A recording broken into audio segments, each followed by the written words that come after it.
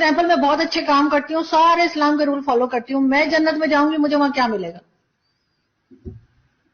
आप जन्नत में उन 72 हुरों की सरदार होंगी और जो शोहर आपकी जिंदगी में थे। तो अजीब सी बात है। और आप लोग 72 हूरें लेके घूमेंगे, और हमारे यहाँ तो मौलवी बहुत कहानियां बताते हैं 72 हूरों की, कि किस तरह की होंगी, ऐसी हसीन होंगी, ऐसी होंगी। तो मतलब ये तो बड़ी नाइंसाफी है।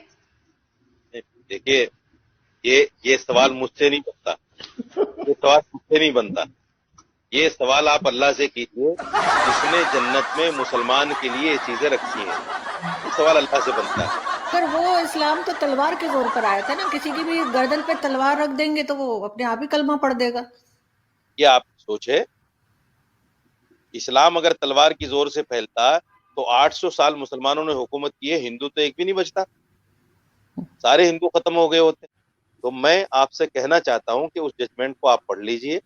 ऐसा कोई सबूत सुप्रीम कोर्ट को नहीं मिला कि मंदिर तोड़कर मस्जिद बनाई गई हो।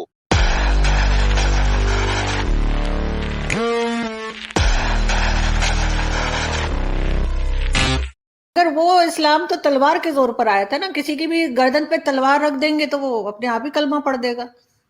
ये आप सोचे, इस्लाम अगर तलवार की जोर से फैलता तो 800 साल मुसलमानों ने हुकूमत की है, हिंदू तो एक भी नहीं बचता, सारे हिंदू खत्म हो गए होते। 800 साल का जमाना मामूली जमाना नहीं होता मोहतरमा। अगर तलवार के जोर से इस्लाम फैलता तो हिंदू तो कोई भी नहीं बचता, ना हिंदुस्तान में, ना पाकिस्तान में, ना बर्रे सगीर में। इसीलिए आपने देखा होगा, मैं हिंदुस्तान की मिसाल आपको देखता हूं, जितने भी मुसलमान बादशाह गुजरे हैं उन्होंने अगर मस्जिद बनवाई तो साथ में मंदिर भी बनवाया, ईदगाह बनवाई तो साथ में मंदिर भी बनवा दिया। ऐसे जमहूरी अक़दार को सामने रखने वाले और उस पर अमल करने वाले मुसलमान बादशाह थे उस वक्त में, कि उन्होंने मंदिरों में दान दिए, मंदिरों में बर्तन खरीद कर दिए, मंदिरों में लंगर चलवाए, मंदिरों को आबाद कराया। तो अगर इस्लाम तलवार की जोर से फैलता तो माफ कीजिएगा एक भी हिंदू नहीं बचता। लेकिन जो आप कह रहे, अगर जो आप कह रहे हैं मौलाना साहब, जो आप कह रहे हैं, अगर वही बात सच होती तो बाबरी मस्जिद का जो मुद्दा है वो उठता ही नहीं, वो मसला ही ना होता। वो तो कह रहे हैं कि ये तो मंदिर था और इसको तोड़कर और ऊपर मस्जिद बना दी गई। अगर आप कह रहे हैं, जैसे आप बकौल आपके कि जहां पे मस्जिद होती थी वहीं मंदिर होता था, जहां मंदिर होता था वहां मस्जिद, तो फिर इस तरीके से फिर मंदिर को ना तोड़ा गया होता और बाबरी मस्जिद ना बना दी गई होती। आप जो है, हिंदुस्तान की सुप्रीम कोर्ट ने जो फैसला दिया है बाबरी मस्जिद को लेकर, शायद वो आपकी नजर से नहीं गुजरा। सुप्रीम कोर्ट ने जब फैसला दिया, जब जजमेंट दिया इसका, तो 4 बातें पर कही। सबसे पहली बात ये कही कि हमें ऐसा कोई सबूत नहीं मिला कि मंदिर तोड़कर मस्जिद बनाई गई हो।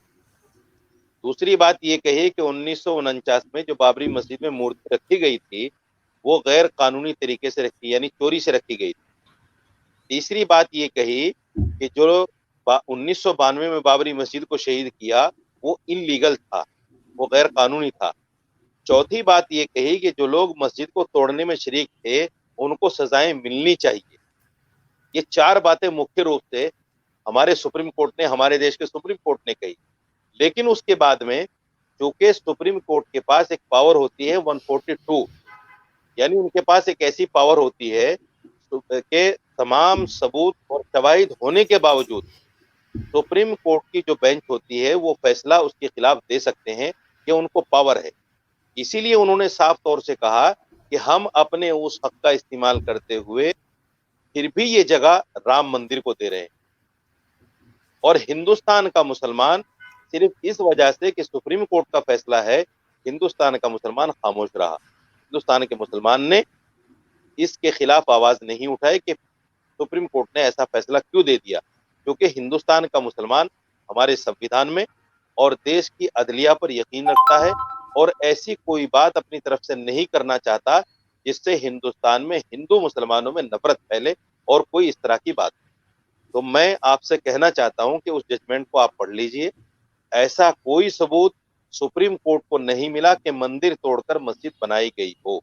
बिल्कुल गलत काम कर रही है। लेकिन आपने वो मुझे 72 हूरों वाली बात नहीं बताई कि वो 72 हूरों का जो बताया गया है मर्दों के लिए वो क्या है, क्या वो अय्याशी नहीं है? وہاں پہ اور تو کچھ نہیں بتایا کہ نہ شاپنگ مال ہے نہ لائبریری ہے. عورتوں کے لیے کیا ہے؟ فار ایگزامپل میں بہت اچھے کام کرتی ہوں, سارے اسلام کے رول فالو کرتی ہوں, میں جنت میں جاؤں گی, مجھے وہاں کیا ملے گا؟ آپ جنت میں ان 72 حوروں کی سردار ہوں گی, اور جو شوہر آپ کی زندگی میں تھے وہی شوہر آپ کے وہاں بھی رہیں گے. اگر آپ کے شوہر بھی اچھے کام کرتے ہوں گے, اگر دونوں آدمی جنت میں جائیں گے تو ظاہر بات ہے آپ ان حوروں کی سردار رہیں گی. اور دیکھیے وہ عیاشی نہیں ہے, ایک چیز میں آپ کو بتا دوں, یہ پھر وہی بات آتی ہے جیسے میں نے جواب دیا کہ یہ دنیا کے اندر ان اچھے اعمال کی جزا ہے, ان اچھے اعمال کا سب. وہاں عیاشی کا تصور بھی نہیں کر سکتا آدمی. دیکھیے وہاں جو ہے شہوت جیسے دنیا میں آدمی پوری کرتا ہے, وہاں شہوت کا وہ طریقہ نہیں ہوگا. نہ وہاں کوئی ناپاکی ہے, نہ وہاں کوئی اس طرح کی کوئی چیزیں ہیں, نہ وہاں آدمی کا من اس طرف جائے گا. وہاں تو جنتی صرف ایک چیز کو سوچے گا کہ اللہ کا دیدار مجھے کب ہوگا, اللہ کا دیدار نہیں مجھے کب ہوگا. مولانا صاحب, مردوں کے لیے 72 حوریں اور عورتوں کے لیے وہی والا شوہر جو یہاں پر ہے, یہ تو بڑی غلط بات ہے. عورتوں کو بھی تو اچھا کوئی چوائس دیجئے نا, عورتوں کے لیے بھی کوئی اٹریکشن رکھیے. کیا عورتوں کا دل نہیں ہے؟ یہ کیا بات ہوئی؟ عورتوں کے لیے وہی شوہر, اگر شوہر کے ساتھ نہ بنتی ہو, بے شک بہت نیک ہو, لیکن اس دنیا میں شوہر نہ پسند ہو, کسی طریقے سے اس کے ساتھ جو ہے گزارا کر لیا, وہاں جا کے پھر وہی گلے پڑ جائے گا. یہ تو عجیب سی بات ہے. اور اچھا آپ لوگ چلیے. 72 حوریں لے کے گھومیں گے, اور ہمارے یہاں تو مولوی بہت کہانیاں بتاتے ہیں 72 حوروں کی کہ کس طرح کی ہوں گی, ایسی حسین ہوں گی, ایسی ہوں گی. تو مطلب یہ تو بڑی ناانصافی ہے. دیکھیے یہ سوال مجھ سے نہیں بنتا, یہ سوال مجھ سے نہیں بنتا. یہ سوال آپ اللہ سے کیجئے جس نے جنت میں مسلمان کے لیے یہ چیزیں رکھی ہیں. یہ سوال اللہ سے بنتا ہے, کیونکہ نعوذ باللہ میں تو دین کا خالق نہیں ہوں. میں تو قرآن اللہ